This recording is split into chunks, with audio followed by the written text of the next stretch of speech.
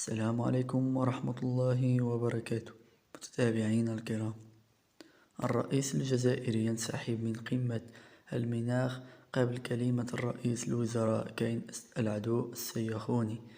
انسحاب الرئيس الجزائري عبد المجيد تبون من قمة المناخ في مصر ليلة الماضية بعد صعود الرئيس والوزراء كين العدو السيخوني للقاء كلمته وسط دهشة الصمت وذهول زعماء العالم.